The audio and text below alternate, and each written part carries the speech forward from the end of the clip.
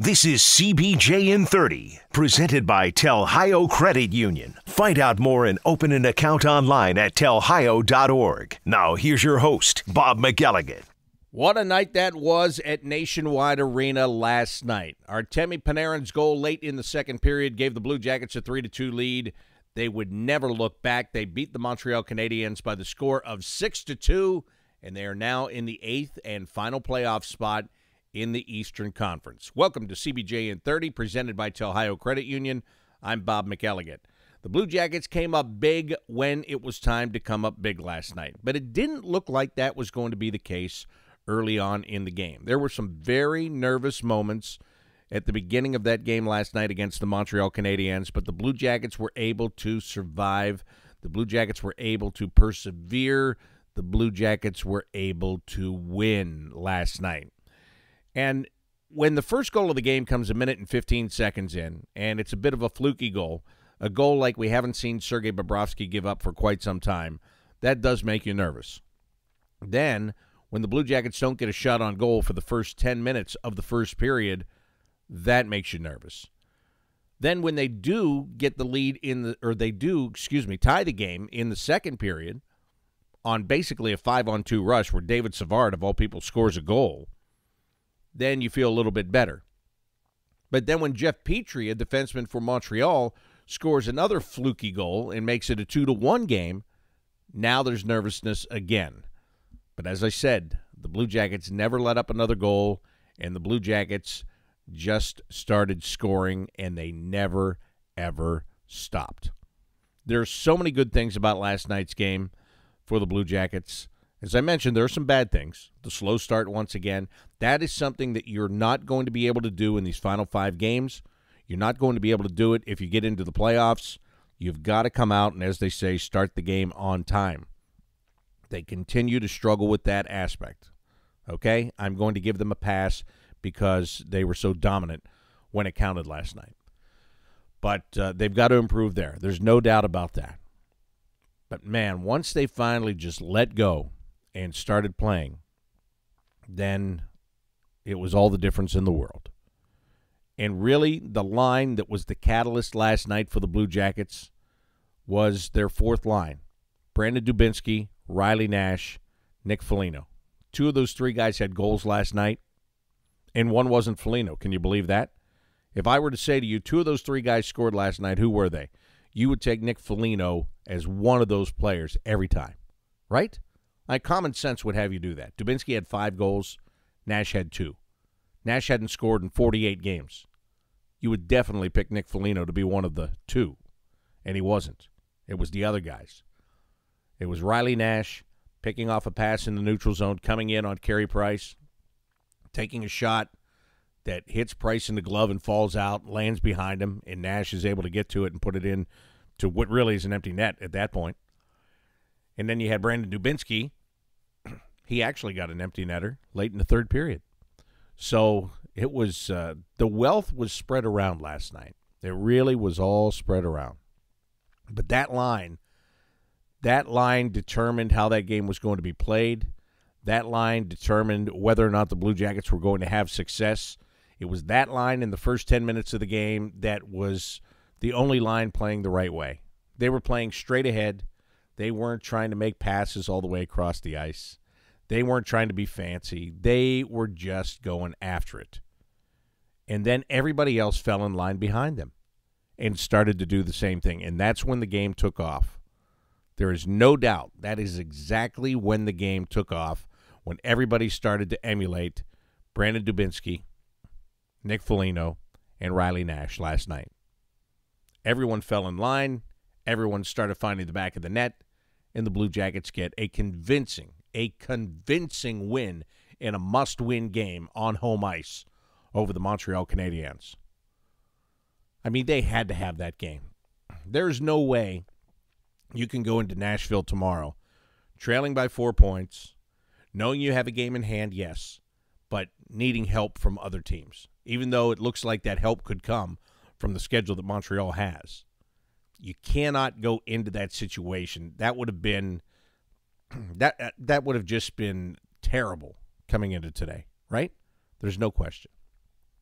But the Blue Jackets willed it to be different last night. And again, the fourth line was the line that willed it to be done. I had a chance to catch up with Brandon Dubinsky right after last night's game and talk about the performance from him and his line mates. Brandon, I thought it was great tonight that your line did so much work and you got the points to be rewarded tonight. You know, how good does it feel just to be as big of a part of the game as you guys were this evening? I mean, yeah, the reward's always nice, but I think we knew how important the game was, and obviously with Nicky and I and Asher, we've all been around so long. We just knew the urgency, so I think that's why we played the way we did. And you know, the boys found their game about halfway through that first, and I thought we started going all four lines. Everyone contributed. Bob played well back there, and obviously I don't have to say how big of a win it was for us. Is there anything to turn the switch? You mentioned it was a bit of a slow start. Anything particular that happened, or just start to grasp it? Well, I think if you watch the first 10 especially, we were making those east-west passes again. We were being too cute, and then you watch their game. They were just dumping it and going and hunting it down. So I think we made the adjustment of just, simplifying our game. Not trying to be cute, not trying to it's a playoff-type game. We're both fighting each other so hard. There's not a whole lot of room out there to make the cute plays. So once we started making the simple plays, we started getting on the attack, and then we allowed our skill to take over from there. How big was it to get the third goal and actually be up going into the dressing room, and then to give yourselves breathing room in the third? Absolutely huge. I mean, world-class pass play by Dutchie. Obviously shot by Brett too. Huge confidence booster coming into the room, but we knew that the job wasn't done. We needed to go out there and find a way to get the next one. These games are tight, and we were able to do that, and then give ourselves a little bit of cushion.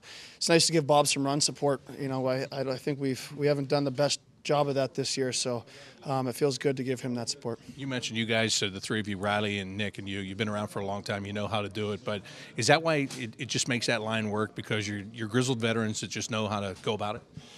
Yeah, I think so. I think I think the way that I approach the game, anyways, I can't speak for the other two, but I just approach it as a playoff game, and I know we have to kind of going down the stretch here, but especially against these guys, the head-to-head points are so big.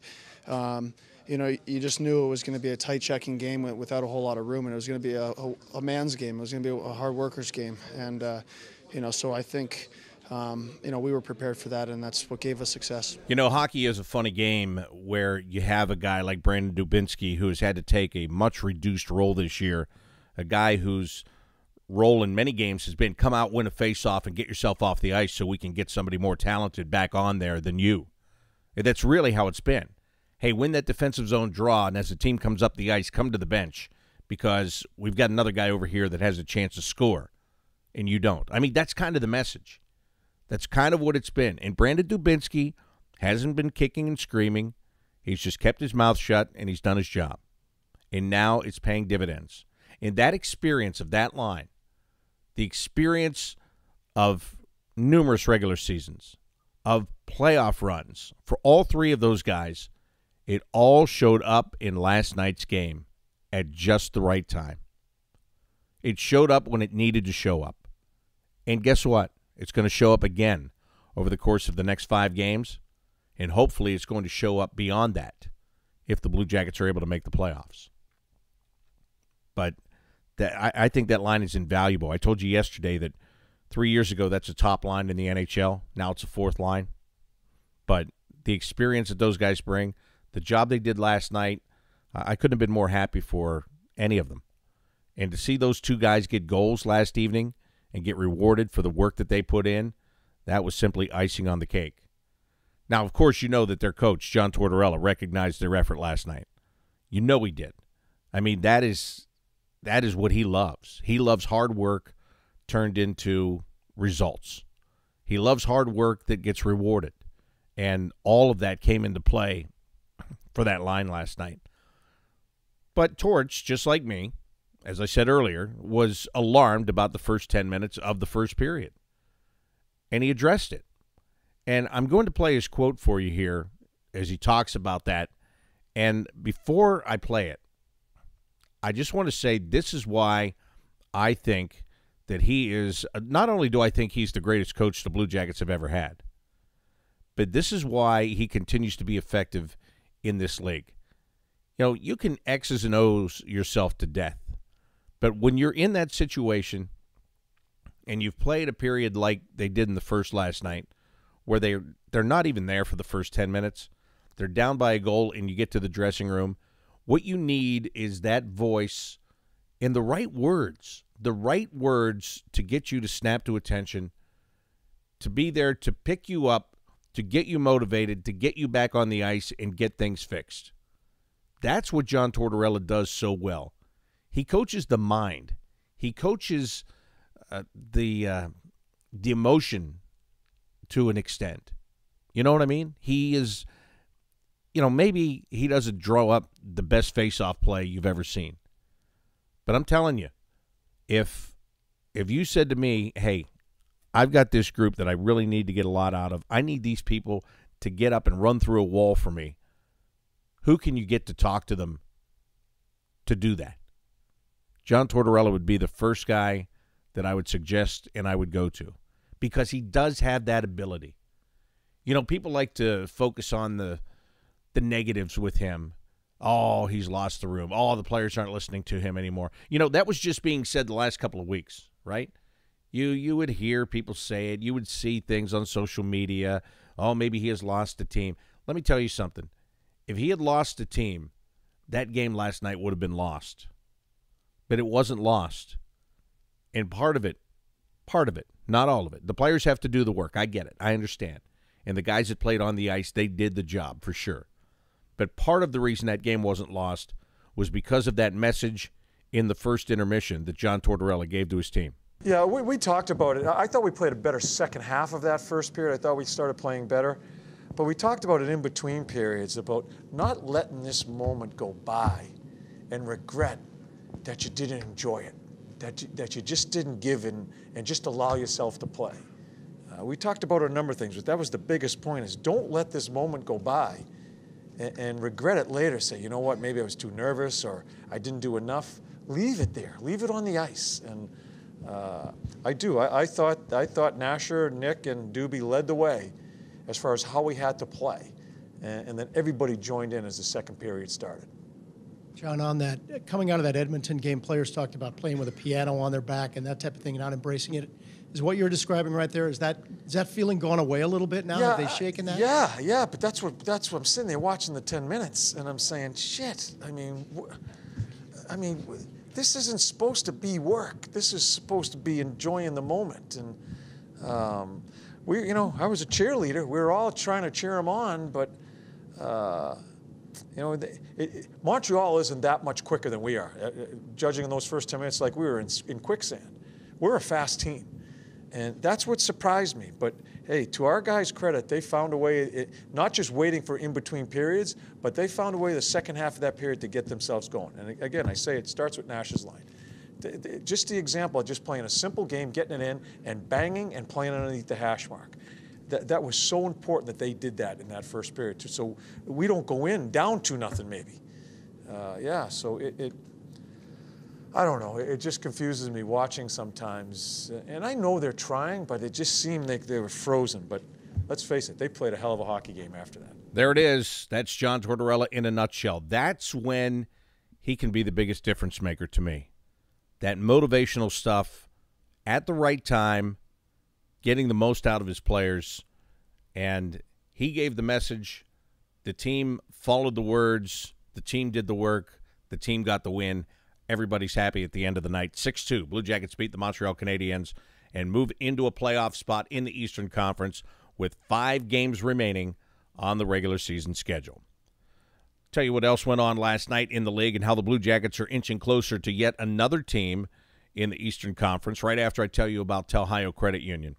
Telhio Credit Union, they have been putting people over profits since 1934. They have been taking care of their members, making sure that they are getting the most for their money. They're making sure that they are getting great service. They're making sure that they are getting great benefits from having their money with Telhio Credit Union, and they'll make sure that you get those same benefits if you become a member. Now, why should you become a member? Well, you don't need me to tell you why.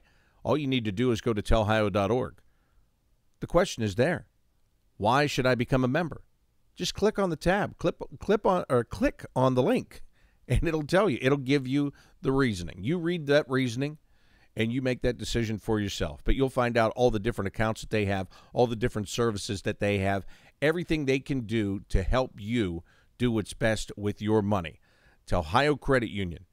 They are open to everyone in Central and Southwestern Ohio. They are also insured by NCUA. Now, the other key game in the league last night for the Blue Jackets was the one taking place in Carolina, where the Hurricanes were hosting the Capitals. It was the second half of a home-and-home series. The Capitals won the first half of that series in Washington. Last night, it was a 2-1 game in favor of Carolina going into the third period, but Washington got 2 third-period goals, and they skate away with the victory. 3-2 the final score. Washington also clinching a playoff berth with that win last night over Carolina. So that gets the Blue Jackets even closer to the Hurricanes in the standings, which I will go over for you in just a moment. The other games last night in overtime, it was the Red Wings beating the Sabres 5-4 in Buffalo.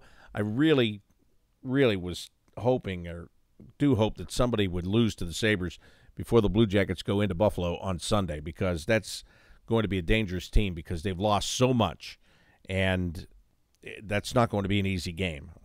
I just wanted them to get a win out of their system before the Blue Jackets arrive. The Florida Panthers were a winner in Ottawa 5-2 last night. The New York Islanders were down in Winnipeg to the Jets before scoring 3 in the third period to win the game 5-4. That's a surprise. That is a surprise. It was a 3-1 game at one point in favor of Winnipeg. They blow the lead and lose the game. In a shootout, the Stars beat the Oilers 3-2. The highlight in that game was the Connor McDavid goal. If you haven't seen McDavid's goal yet, just do a search on YouTube. Look at the NHL app or NHL.com. You'll find it.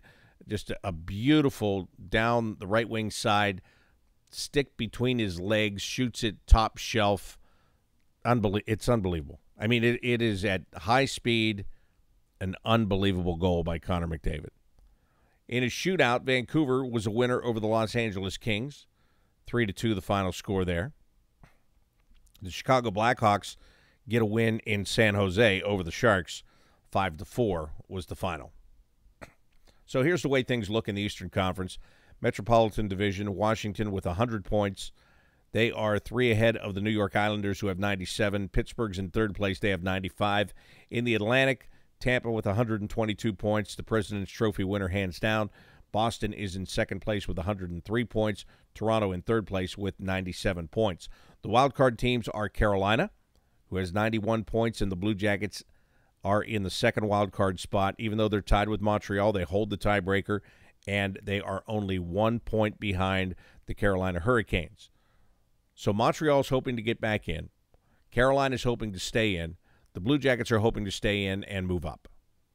It's as simple as that. And that begs another question that I'll get to in just a moment here, right after we take a look at the West. In the Central Division, Blue Jackets are going to be in Nashville tomorrow to take on the Predators. This is going to be a big game for Nashville because they are trailing Winnipeg by 2 points. That Winnipeg loss last night was big for the Nashville Predators because they're still 2 points behind Winnipeg for the division lead. But then you've got St. Louis breathing right down everybody's neck. They've got 90 points. In the Pacific, Calgary has clinched their playoff spot. Oh, by the way, Winnipeg and Nashville both clinched spots. Calgary and San Jose have as well in the Pacific. Calgary with 101 points, San Jose with 95 points. Vegas is in third place with 90 points. And the 2 wildcard teams, Dallas with 88 points, Colorado with 83 points. Arizona is right there on the outside looking in. They've got 81 points. And that's the only team I'm going to count. I know Minnesota's got 79, Chicago's got 78, but who cares? I think Arizona's the only team that has a chance to get in there. So those are the standings. Now, for the Blue Jackets, where they are right now, the old scenario, if the playoffs were to start today, the Blue Jackets would have to take on the Tampa Bay Lightning. Again, a very formidable team, a team that has been the best all season long. They're a juggernaut. During the regular season, they have been a juggernaut. Are they beatable in the playoffs? I think they are. But is that where you want to start? I don't know. But what's your other choice? If you look and see that the Penguins have 95 points, you've got 5 games left. That's 10 points on the table. Pittsburgh also has 10 points on the table. I think the best the Blue Jackets can do is wind up in one of the two wild card spots. And that means you either play Tampa or you play Washington. As long as Washington's able to hold their 3-point lead over the Islanders, and I think they will. So is it that much better to play the Washington Capitals? I mean, seriously, is it? They are the defending Stanley Cup champions. The Blue Jackets would probably welcome the rematch based on what happened last year when they were up 2-0 and then lost the series. But I don't know. You know, people look at Tampa and they go, well, you don't want to play them. But do you want to play Washington either? I think it's a pick your poison situation. And I don't care which one it is, quite frankly. First of all, just to be in is an accomplishment for this team based on where they have been in the last 4 weeks since the trade deadline. So just to get in is an accomplishment. As far as whichever one of those teams you're going to play, you're going to face a huge challenge either way. Is it a winnable challenge? I think it is. And I think it is either way, quite frankly. Because with Tampa, you know, they're fast and they have weapons out the wazoo. There's no doubt about that. But when you get into a playoff series, and if the Blue Jackets play a punishing style of game, which they didn't do in the early part of the first period last night. And, oh, by the way, if you play Tampa and you have 10 minutes like you had at the beginning last night, good luck to you. They're going to be all over you, and you're not going to know what hit you. Okay? There's no doubt about that. But if you can play a punishing style, and if you can start to hit them, and if you can wear on them, and if you can make it tough for them to get into the spaces that they are routinely accustomed to getting into, then you've got a good chance. You have a very good chance. They don't like to be hit. That's a team that doesn't like to be hit. Washington, they're very skilled, but they're also used to being hit, I believe. You know, I think they can deal with it better than the Tampa Bay Lightning can. And if you go back last year to the Eastern Conference Final and that series between those two teams, Washington and Tampa, what did Washington do?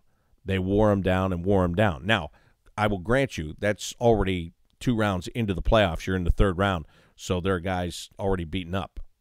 But my point is, if you start beating on them, that is not something the Tampa Bay Lightning enjoys. Now, they do have a very good goaltender as well, but you just played a really good goaltender last night and put 5 up on him. So who's to say? Once it's the playoffs, everything goes back to 0, right? Everything goes back to 0. The Tampa 100 and however many points they wind up with all goes back to 0. And then it's winning 4 out of 7. And they're very capable of doing that. When you look at the head-to-head matchup this year with the Blue Jackets, I'm sure the Tampa Bay Lightning would be licking their chops. But this is not the same Blue Jackets team they played during the regular season. And up until a couple of games ago, that would be even better because it was a less dangerous team. But now that they're starting to find their footing, now that they're starting to have confidence, now it's a different story. Now it is a different team. It's a team that can play with skill. It's a team that can play physically. They're starting to do that. They've got to continue to do it. Look, last night's game didn't guarantee you anything except to be in a playoff spot this morning. That can go away quickly. It can go away if Montreal beats Winnipeg on Saturday and the Blue Jackets lose in Nashville. It goes away. So as quickly as you have it, it can go away. You have to continue to work all week. You have to work for another 8 days. And then, if you do that work, you can be rewarded by getting some more work in a higher profile series, for sure. The other games that are on tap tonight, the Rangers are at home taking on the St. Louis Blues. The Predators are playing a back-to-back, and they're on the road tonight. They're in Pittsburgh to take on the Penguins, which could benefit the Blue Jackets. Who knows? And I mentioned Winnipeg losing last night is going to be a big deal for Nashville because they have a chance to pick up points on Winnipeg. But also, you've got St. Louis that's in New York tonight. That's a very winnable game for the St. Louis Blues. So the Predators are going to have to put it all out there in Pittsburgh this evening. You've got the Red Wings at home against the Devils tonight. Here's a big matchup for the final wild card spot in the West. The Coyotes are in Colorado tonight. And I just told you a few minutes ago, Colorado's got 83 points. Arizona's got 81. So Arizona has a chance to face their foe head-to-head tonight and see if they can get those 2 points. Anaheim is at Calgary this evening, and Vegas is playing at home against the Minnesota Wild. So that is what the schedule looks like for tonight. Blue Jackets will travel to Nashville today, take on the Predators tomorrow, 8 o'clock game tomorrow night that you'll be able to hear on the Blue Jackets radio network. Pre-game coverage starts at 7:45. The radio network includes the flagship station 97.1 The Fan in Columbus, also stations throughout Ohio and parts of West Virginia. You can get the game on your phone by using the Blue Jackets app or the TuneIn app, and you can get it on your computer or laptop by going to BlueJackets.com. Huge win last night. Feel-good day today for the Blue Jackets, but much work to do tomorrow in Music City when they hope to play the Predators like a fiddle. I couldn't resist. Just couldn't resist. That'll do it for today's edition of CBJ in 30, presented by Tel Hayo Credit Union. Until tomorrow, I'm Bob McElligott saying so long.